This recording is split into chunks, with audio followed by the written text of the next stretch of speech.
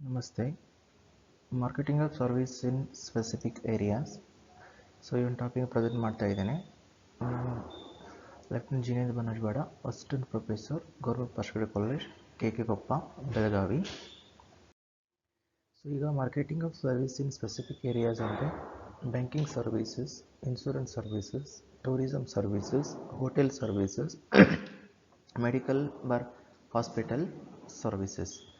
So ಈ ಒಂದು important ಆದಂಥ ಸೆಕ್ಟರ್ಗಳಲ್ಲಿ ಸರ್ವಿಸನ್ನು ಯಾವ ರೀತಿ ಎಫೆಕ್ಟಿವ್ ಆಗಿ ಮಾರ್ಕೆಟಿಂಗ್ ಮಾಡ್ತಾರೆ, ಅದೇ ರೀತಿ ಯಾವ ರೀತಿ ಕಸ್ಟಮರ್ಸ್ಗೆ ಸ್ಯಾಟಿಸ್ಫ್ಯಾಕ್ಷನ್ ಮಾಡ್ತಾರೆ ಅಂತೇಳಿ ನಾವು ಈ ಒಂದು ಟಾಪಿಕಲ್ಲಿ ತಿಳಿತಾ ಹೋಗ್ತೀವಿ. So first one, banking services. So ಇಲ್ಲಿ ಬ್ಯಾಂಕ್ ಮಾರ್ಕೆಟಿಂಗ್ ಅಂದರೆ ನಾವು ತಿಳ್ಕೊಳ್ಳೋಣ. It is application of modern marketing principles in the banking organisations. So ಇವಾಗ ನಾವು ಮಾಡರ್ನ್ ಮಾರ್ಕೆಟಿಂಗ್ ಪ್ರಿನ್ಸಿಪಲ್ಸ್ ಅಂತ ಏನು ಕರಿತೀವಲ್ಲ, ಮಾರ್ಕೆಟಿಂಗ್ ಸೆಗ್ಮೆಂಟೇಷನ್ ಆಗಿರ್ಬೋದು, ಟಾರ್ಗೆಟ್ ಮಾರ್ಕೆಟಿಂಗ್ ಆಗಿರ್ಬೋದು, ಅನಂತರ ಕಸ್ಟಮರ್ ಸ್ಯಾಟಿಸ್ಫ್ಯಾಕ್ಷನ್ ಆಗಿರ್ಬೋದು, ಈ ಥರ ಕೆಲವೊಂದಿಷ್ಟು ಪ್ರಿನ್ಸಿಪಲ್ಸ್ಗಳನ್ನು ನಾವು ಬ್ಯಾಂಕಿಂಗ್ ಸರ್ವಿಸ್ಗಳಲ್ಲಿ ಅಪ್ಲೈ ಮಾಡಿಕೊಂಡು ಕಸ್ಟಮರ್ಸನ್ನು ಸ್ಯಾಟಿಸ್ಫೈ ಮಾಡ್ತಕ್ಕಂಥ ಒಂದು ಮಾರ್ಕೆಟಿಂಗ್ ಸಿಸ್ಟಮನ್ನು ನಾವೇನಂತ ಕರಿತೀವಿ, ಬ್ಯಾಂಕ್ ಮಾರ್ಕೆಟಿಂಗ್ ಅಂತೇಳಿ ಕರಿತೀವಿ. ಸೊ ಇವಾಗ ಬ್ಯಾಂಕಿಂಗ್ ಸರ್ವಿಸಸ್ ಅಂದರೆ ಯಾವುವು, ಮನೆಗೆ ಯಾವುದು ಪ್ರಮುಖವಾಗಿ ಬ್ಯಾಂಕರ್ ಸರ್ವಿಸ್ ಆಗಿ ಕಸ್ಟಮರ್ಸ್ಗೆ ಪ್ರೊವೈಡ್ ಮಾಡ್ತಾನೆ ಅನ್ನೋದು. ಸೊ ಇಲ್ಲಿ ನೋಡಿ, ಲೋನ್ಸ್ ಆ್ಯಂಡ್ ಅಡ್ವಾನ್ಸ್ ಆಗಿರ್ಬೋದು, ಎಲೆಕ್ಟ್ರಾನಿಕ್ ಪೇಮೆಂಟ್ಸ್ ಆಗಿರ್ಬೋದು, ಎಲೆಕ್ಟ್ರಾನಿಕ್ ಫಂಡ್ ಟ್ರಾನ್ಸ್ಫರ್ ಆಗಿರ್ಬೋದು, RTGS, ನೆಫ್ಟು ಅಂದರೆ real time gross settlement, national electronic fund transfer ಈ ಥರ ಆಗಿರ್ಬೋದು. ನೆಕ್ಸ್ಟ್ ಬ್ಯಾಂಕರ್ ಕೆಲವೊಂದು ಸಂದರ್ಭ bank draft facility, demand draft facility, discounting of bills, ಆನಂತರ debit card, credit card facility, locker facility, ನಾವು even mobile banking ಕೂಡ ಇಲ್ಲಿ ಬ್ಯಾಂಕಿಂಗ್ ಸರ್ವಿಸಲ್ಲಿ ಕೂಡ ನಾವು ಕಾಣ್ತೀವಿ. ಸೊ ನೆಕ್ಸ್ಟ್ ಈ ಪಿಕ್ಚರಲ್ಲಿ ನೀವು ಕಾಣ್ತಾ ಇರ್ಬೋದು, ಸೊ ಹೇಗೆ ಬ್ಯಾಂಕಿಂಗ್ ಟ್ರಾನ್ಸಾಕ್ಷನ್ ನಡೀತವೆ. ಇಲ್ಲಿ ಒಂದಿಷ್ಟು ಜನ ಬ್ಯಾಂಕ್ ಎಂಪ್ಲಾಯೀಸು ಬ್ಯಾಂಕ್ ಸರ್ವಿಸ್ ಕೊಡ್ತಾ ಇದ್ದಾರೆ, ಕಸ್ಟಮರ್ಸು ಬ್ಯಾಂಕ್ ಸರ್ವಿಸನ್ನು ಪಡಿತಾ ಇದ್ದಾರೆ ಅನ್ನೋ ಚಿತ್ರ ನೀವು ಇಲ್ಲಿ ಗಮನಿಸ್ತಾ ಇದ್ದೀರಿ. ಇವಾಗ ನೋಡಿ, ಬ್ಯಾಂಕಿಂಗ್ ಸರ್ವಿಸ್ಗೆ ಪ್ರಮುಖವಾಗಿ ಯಾವ ರೀತಿ ಸ್ಟ್ರಾಟಜಿಗಳನ್ನು ಡೆವಲಪ್ ಮಾಡ್ತಾರೆ ಅನ್ನೋದನ್ನು ಸ್ಪೆಸಿಫಿಕ್ ಆಗಿ ನಾವು ಸ್ಟಡಿ ಮಾಡಬೇಕಾದ್ರೆ ನಾವೇನು ತಿಳ್ಕೊಳ್ಳೋ ಅವಶ್ಯ ಅಂದರೆ 7 P's of marketing of banking services.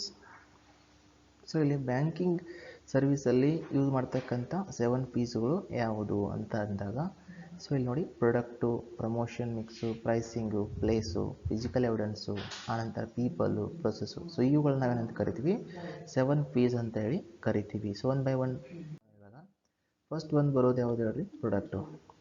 So product ಬ್ಯಾಂಕರ್ಗೆ core ಆಗಿರುತ್ತೆ. ಸೊ ಒಂದು ಒಳ್ಳೆಯ ಪ್ರಾಡಕ್ಟನ್ನು ಡಿಸೈನ್ ಮಾಡಿ ಕಸ್ಟಮರ್ಸ್ಗೆ ಪ್ರೊವೈಡ್ ಮಾಡಿದರೆ ಈ ಕಾಂಪಿಟೇಟಿವ್ ಫೀಲ್ಡಲ್ಲಿ, ಈ ಜಾಗತಿಕ ಮಾರುಕಟ್ಟೆಯಲ್ಲಿ ಒಂದು ಭದ್ರ ಸ್ಥಾನವನ್ನು ಉಳಿಸ್ಕೊಳ್ಳೋಕೆ ಸಾಧ್ಯ.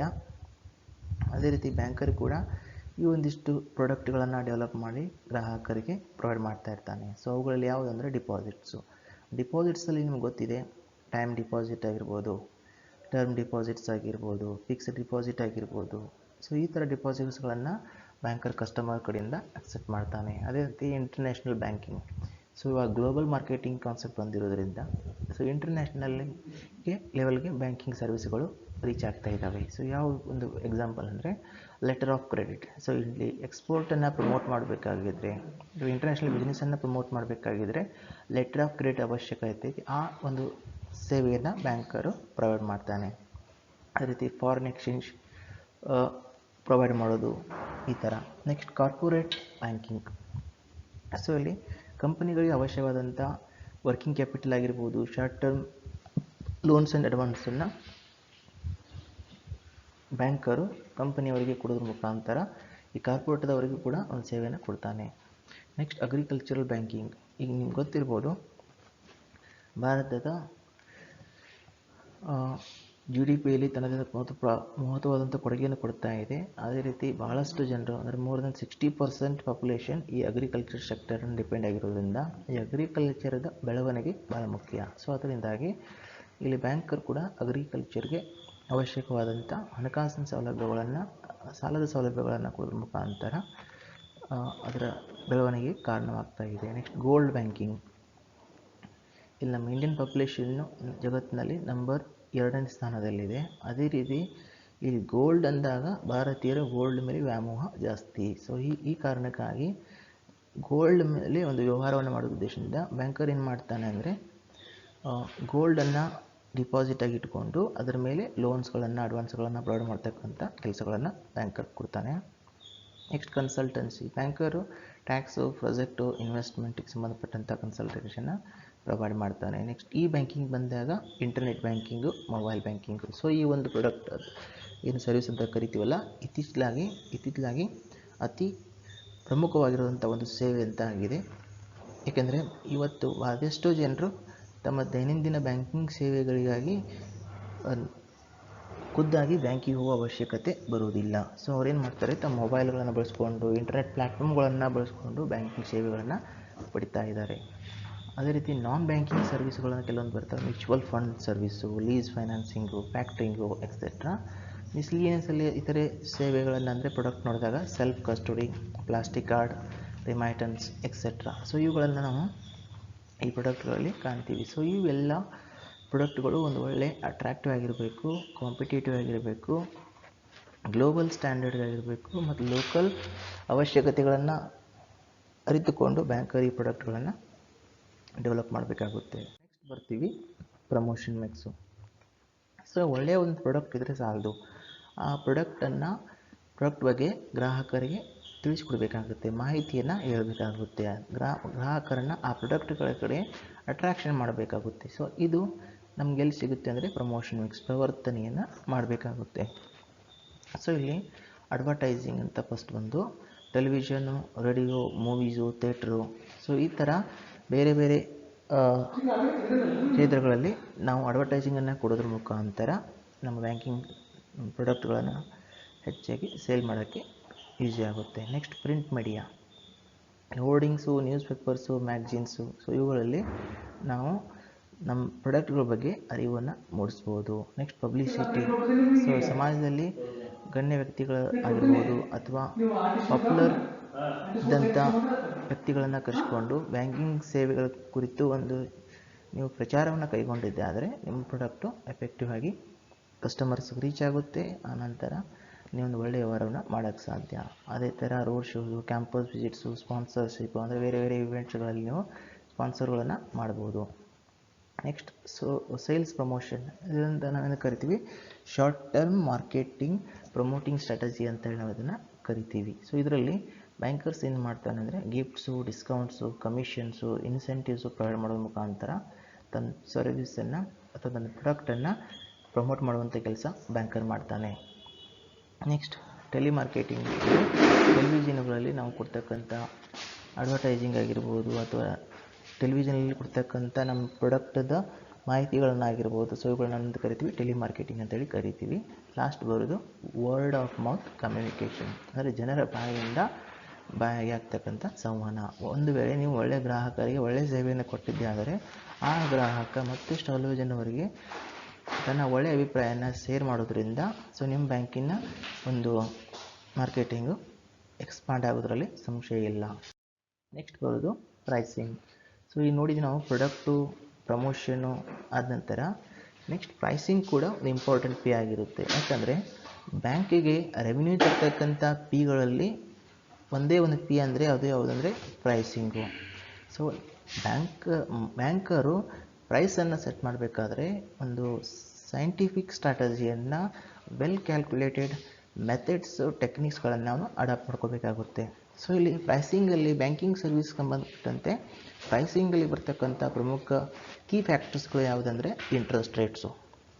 ಸೊ ಇಲ್ಲಿ ಬ್ಯಾಂಕರ್ಸು ಇಂಟ್ರೆಸ್ಟ್ ರೇಟ್ಸನ್ನು ಫಿಕ್ಸ್ ಮಾಡುವಾಗ ಭಾಳಷ್ಟು ಕೇರ್ಫುಲ್ ಆಗಿರಬೇಕಾಗುತ್ತೆ. ಇಂಟ್ರೆಸ್ಟ್ ರೇಟ್ಸ್ ಎದ್ರ ಮೇಲೆ ಅಂದಾಗ ಈಗ ಡಿಪಾಸಿಟ್ಸನ್ನು ಆಕ್ಸೆಪ್ಟ್ ಮಾಡ್ತಕ್ಕಂಥ ಸಂದರ್ಭದಲ್ಲಿ ಆಗಿರ್ಬೋದು, ಲೋನ್ಸ್ಗಳು ಅಡ್ವಾನ್ಸ್ಗಳನ್ನು ಕೊಡ್ತಕ್ಕಂಥ ಸಂದರ್ಭದಲ್ಲಿ ಆಗಿರ್ಬೋದು, ಯಾವ ರೀತಿ ಎಷ್ಟು ಇಂಟ್ರೆಸ್ಟ್ ರೇಟ್ಸನ್ನು ಫಿಕ್ಸ್ ಮಾಡಬೇಕು ಅನ್ನೋದ್ರ ಬಗ್ಗೆ ಗ್ರಾಹಕ ಕಂಪ್ಲೀಟಾಗಿ ಮಾರ್ಕೆಟ್ ಸಿಚುವೇಶನ್ಗಳನ್ನು ತಿಳ್ಕೊಂಡಿರಬೇಕು.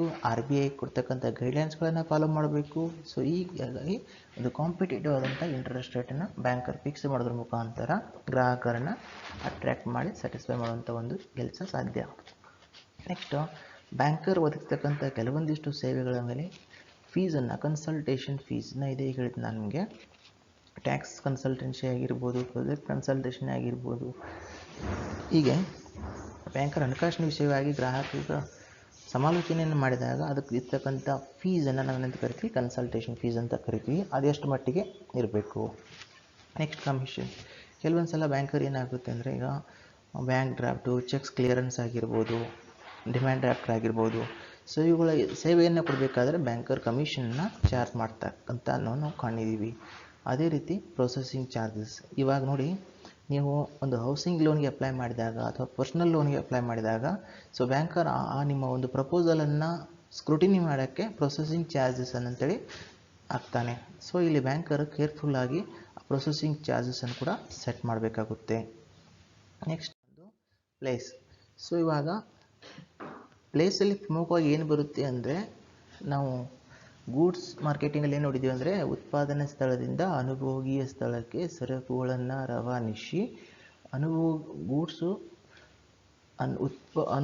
ಅನುಭೋಗಿಗೆ ಅನುಭೋಗಿಸುವಂಥ ಒಂದು ಸ್ಥಿತಿಯನ್ನು ನಿರ್ಮಿಸುವಂಥ ಕೆಲಸ ಪ್ಲೇಸಲ್ಲಿ ಆಗುತ್ತೆ. ಏನಂದರೆ, ಉತ್ಪಾದನಾ ಸ್ಥಳದಿಂದ ಅನುಭೋಗಿಯ ಸ್ಥಳಕ್ಕೆ ಗೂಡ್ಸನ್ನು ರವಾನಿಸಿ ಅಂತ ಒಂದು ಪ್ರಕ್ರಿಯೆ ಬರ್ತೈತೆಲ್ಲ, ಅದಕ್ಕೆ ನಾವೇನಂತ ಕರಿತೀವಿ, ಪ್ಲೇಸ್ ಅಂತೇಳಿ ಬರುತ್ತೆ.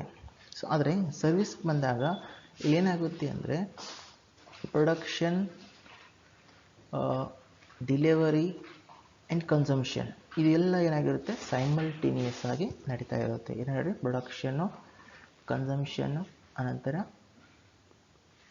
ಡೆಲಿವರಿ. ಸೊ ಇದು ಸೈಮಲ್ಟೇನಿಯಸ್ ನಡೀತಾ ಇರೋದರಿಂದ ಪ್ಲೇಸು ಅದೆಷ್ಟು ಒಂದು ಇಂಪಾರ್ಟೆಂಟ್ ಪಾತ್ರವನ್ನು ವಹಿಸುತ್ತೆ. ಸೊ ಇಲ್ಲಿ ಏನಾಗಿರುತ್ತೆ ಅಂದರೆ, ಬ್ಯಾಂಕರಿಗೆ ಬಂದಾಗ ಇಲ್ಲಿ ಬ್ರಾಂಚ್, ಇಲ್ಲಿ ಒಬ್ಬ ಬ್ಯಾಂಕರು ಕೇರ್ಫುಲ್ಲಾಗಿ ಸ್ಟಡಿ ಮಾಡಬೇಕಾಗುತ್ತೆ. ಯಾವ ಒಂದು ಏರಿಯಾದಲ್ಲಿ ಬ್ರ್ಯಾಂಚನ್ನು ಎಸ್ಟಾಬ್ಲಿಷ್ಮೆಂಟ್ ಮಾಡಿದರೆ ಪಬ್ಲಿಕ್ಗೆ ಯೂಸ್ಫುಲ್ ಆಗುತ್ತೆ, ಕಂಪ್ನಿಗಳಿಗೆ ಯೂಸ್ಫುಲ್ ಆಗುತ್ತೆ, ಸೊಸೈಟಿ ಇನ್ ಜನರಲ್ಲ ಹೆಂಗೆ ಯೂಸ್ಫುಲ್ ಆಗುತ್ತೆ ಅಂತ ಒಂದು ಒಳ್ಳೆಯ ಬ್ರ್ಯಾಂಚನ್ನು, ಒಳ್ಳೆ ಲೊಕೇಶನ್ನ ಸೆಟ್ ಮಾಡಬೇಕಾಗುತ್ತೆ. ಸೊ ATM, ಈವನ್ ATM ಕೂಡ ಎಸ್ಟಾಬ್ಲಿಷ್ ಮಾಡಬೇಕಾದ್ರೆ ಗ್ರಾಹಕರ ಸ್ನೇಹಿ ಆದಂಥ ಒಂದು ಪ್ಲೇಸಲ್ಲಿ ATMನ್ನು ಎಸ್ಟಾಬ್ಲಿಷ್ಮೆಂಟ್ ಮಾಡಬೇಕಾಗುತ್ತೆ. ನೆಕ್ಸ್ಟ್ ನಾನು ಹೇಳಿದ್ದೀನಿ, ಇಂಟರ್ನೆಟ್ ಬ್ಯಾಂಕಿಂಗ್, ಮೊಬೈಲ್ ಬ್ಯಾಂಕಿಂಗ್ ಮುಖಾಂತರ ಗ್ರಾಹಕ ಇವಾಗ ಖುದ್ದಾಗಿ ಬ್ಯಾಂಕಿಗೆ ಅವಶ್ಯಕತೆ ಇಲ್ಲ. ತನ್ನ ಮನೆಯಲ್ಲಿ ಆಗಿರ್ಬೋದು, ಆಫೀಸಲ್ಲಿ ಆಗಿರ್ಬೋದು, ಅಥವಾ ಪ್ರಯಾಣದ ಸಂದರ್ಭದಲ್ಲಿ ಆಗಿರ್ಬೋದು, ಯಾವುದೇ ಕ್ಷಣದಲ್ಲಾದರೂ ದಿನದ 24 ಗಂಟೆ ವಾರದ 7 ದಿನಗಳು ಕೂಡ ಏನಾಗುತ್ತೆ, ಬ್ಯಾಂಕಿಂಗ್ ಸೇವೆಗಳನ್ನು ಪಡ್ಕೋತಾ ಇರ್ತಾನೆ. ಸೊ ಹೀಗಾಗಿ ಇಲ್ಲಿ ಇಂಟರ್ನೆಟ್ ಬ್ಯಾಂಕಿಂಗು, ಮೊಬೈಲ್ ಬ್ಯಾಂಕಿಂಗು ಇದು ಕೂಡ ಯೂಸರ್ ಫ್ರೆಂಡ್ಲಿ ಆಗಿರುವಂತೆ ಬ್ಯಾಂಕರು ಡಿಸೈನ್ ಮಾಡಬೇಕಾಗುತ್ತೆ. Next channel of delivering services. ನಾನು ಹೇಳಿದೆ, ಚಾನಲ್ ಆಫ್ ಡೆಲಿವರಿಂಗ್ ಸರ್ವಿಸ್ ಇದು ಫಿಸಿಕಲ್, ಅನಂತರ ಫಿಸಿಕಲ್ ಆಗಿರೋದಿಲ್ಲ ಇಲ್ಲಿ ಬ್ಯಾಂಕಿರೋದಿಲ್ಲ. ಯಾಕಂದರೆ ಕೆಲವೊಂದು ಸಲ ನಾವೇನಾಗಿರುತ್ತೆ ಅಂದರೆ, ಈಗ ಆಲ್ಮೋಸ್ಟ್ ಆಲ್ ಟ್ರಾನ್ಸಾಕ್ಷನ್ಗಳು ಏನಾಗಿರ್ತಾವೆ ಅಂದರೆ ಇಂಟ್ಯಾಂಜಿಬಲ್ ಇನ್ ನೇಚರ್ ಅಂತ ಕರಿತೀವಿ. ಸೊ ಇಂಟ್ಯಾಂಜಿಬಲ್ ಇನ್ ನೇಚರ್ ಇದ್ದಾಗ ಅವುಗಳ ಫಿಸಿಕಲ್ ಡಿಸ್ಟ್ರಿಬ್ಯೂಷನಲ್ಲಿ ಸಾಧ್ಯ ಆಗೋದಿಲ್ಲ.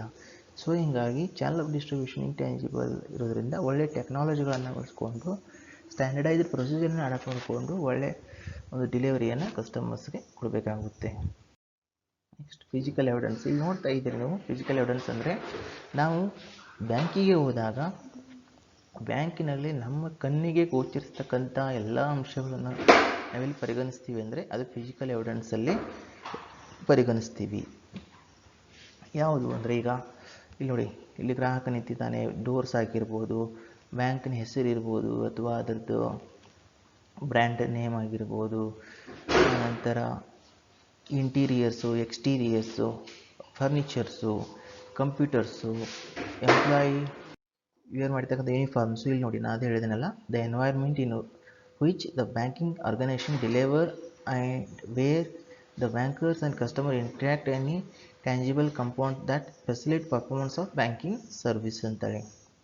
ಇಲ್ಲಿ ನೋಡಿ, ಯಾವ ಫಿಸಿಕಲ್ ಎವಿಡೆನ್ಸಲ್ಲಿ ಬರುತ್ತೆ, ಬ್ರೋಚರ್ಸ್ ಆಗಿರ್ಬೋದು, ಲೆಟರ್ ಹೆಡ್ಸ್ ಆಗಿರ್ಬೋದು, business cards, signages and equipments. Exterior ವಿಷಯಕ್ಕೆ ಬಂದಾಗ design, signage, parking, landscape and surrounding environment. Interior ಬಂದಾಗ design, equipment, layout, air quality, temperatures, pass, check book, stationery etcetera. Financial reports, employee dress codes etcetera ಇವುಗಳನ್ನ ನಾವೇನು ಕರಿತೀವಿ, physical ಎವಿಡೆನ್ಸಲ್ಲಿ ಕರಿತೀವಿ. ಇಲ್ಲಿ service ಅನ್ನೋದು ಒಂದು ಇಂಟ್ಯಾಂಜಿಬಲ್ ಆಗಿರೋದ್ರಿಂದ ನಮ್ಮ ಒಂದು ಸರ್ವಿಸನ್ನು ಯುನಿಕ್ ಆಗಿ ಮಾಡಬೇಕಾಗಿದ್ದರೆ ಈ ಫಿಸಿಕಲ್ ಎವಿಡೆನ್ಸ್ದ ಪಾತ್ರ ಪ್ರಮುಖವಾಗಿರುತ್ತೆ. ಸೊ ಈ ಏರಿಯಾಗಳಲ್ಲಿ ಏನಾಗಿರುತ್ತೆ, ಬ್ಯಾಂಕರು ತನ್ನ ಜಾಸ್ತಿ ಒತ್ತನ್ನು ಕೊಡಬೇಕಾಗುತ್ತೆ. ಟ್ಯಾಂಜಿಬಲ್ ಕ್ಲೂಗಳನ್ನು ಕೊಡುವಂಥ ಒಂದು ಪ್ರಯತ್ನ ಬ್ಯಾಂಕ್ ಬೇಕಾಗುತ್ತೆ.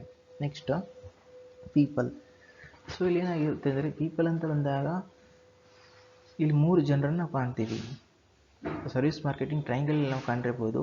Board of directors, employees, customers. ಅಲ್ಲೇನಾಗಿರುತ್ತೆ ಅಂದರೆ ಬೋರ್ಡ್ ಆಫ್ ಡೈರೆಕ್ಟರ್ಸು ಪ್ರಾಮಿಸ್ ಕೊಡ್ತಾರೆ. ಆನಂತರ ಎಂಪ್ಲಾಯೀಸು ಬೋರ್ಡ್ ಆಫ್ ಡೈರೆಕ್ಟರ್ಸ್ ಕೊಟ್ಟಂಥ ಪ್ರಾಮಿಸ್ಗಳನ್ನು ಡೆಲಿವರ್ ಮಾಡ್ತಕ್ಕಂಥ ಅಥವಾ ಫುಲ್ಫಿಲ್ ಮಾಡ್ತಕ್ಕಂಥ ಎಫರ್ಟ್ ಮಾಡ್ತಾರೆ, ವರ್ಕ್ ಮಾಡ್ತಾರೆ ಎಂಪ್ಲಾಯಿಗಳು. ಕಸ್ಟಮರ್ಸ್ ನಾವು ಯಾವುದೊಂದು ಎಕ್ಸ್ಪೆಕ್ಟೇಷನ್ ಇಟ್ಕೊಂಡಿರ್ತಲ್ಲ ಆ ಒಂದು ಎಕ್ಸ್ಪೆಕ್ಟೇಷನ್ನ ಎಂಪ್ಲಾಯ್ ಮುಖಾಂತರ ಫುಲ್ಫಿಲ್ ಮಾಡ್ತಾರೆ. ಸೊ ಇವಾಗ ಬ್ಯಾಂಕರು ತನ್ನ ಎಂಪ್ಲಾಯಿಗಳಿಗೆ ಒಳ್ಳೆಯ ಒಂದು ಟ್ರೈನಿಂಗನ್ನು ಕೊಡೋದ್ರ ಮುಖಾಂತರ ಟೆಕ್ನಾಲಜಿಗಳ ಬಗ್ಗೆ, ಕಂಪ್ಯೂಟರ್ ಆಪ್ರೇಟಿಂಗ್ ಬಗ್ಗೆ ಒಳ್ಳೆಯ ತರಬೇತಿಯನ್ನು ಕೊಡೋದ್ರ ಮುಖಾಂತರ ಒಳ್ಳೆಯ ಒಂದು ಸಂಪನ್ಮೂಲ ಸಿಬ್ಬಂದಿಗಳನ್ನಾಗಿ ನಿರ್ಮಾಣ ಮಾಡಿದ್ದೇ ಆದರೆ ಬ್ಯಾಂಕರು ಗ್ರಾಹಕನಿಗೆ ಒಂದು ಒಳ್ಳೆಯ ಸರ್ವಿಸನ್ನು, ಕ್ವಿಕ್ ಆದಂಥ ಸರ್ವಿಸನ್ನು ಕೊಡೋಕ್ಕಿಲ್ಲಿ ಸಾಧ್ಯ ಆಗ್ತೈತಿ ಅಂತ ನಾವು ತಿಳ್ಕೊತೀವಿ. ನೆಕ್ಸ್ಟ್ ಪಾಯಿಂಟ್ ಬರೋದು ಪ್ರೋಸೆಸ್. ಸೊ ಇಲ್ಲಿ ಪ್ರೋಸೆಸ್ಸಲ್ಲಿ ಏನಾಗುತ್ತೆ ಅಂದರೆ ದಿನನಿತ್ಯ ವ್ಯವಹಾರದಲ್ಲಿ ಹಲವಾರು ಬ್ಯಾಂಕಿಂಗ್ ಸೇವೆಗಳನ್ನ ಪಡ್ಕೋತಾ ಇರ್ತೀವಿ. ಪ್ರತಿಯೊಬ್ಬರು ನಿರೀಕ್ಷಿಸುವುದೇನೆಂದರೆ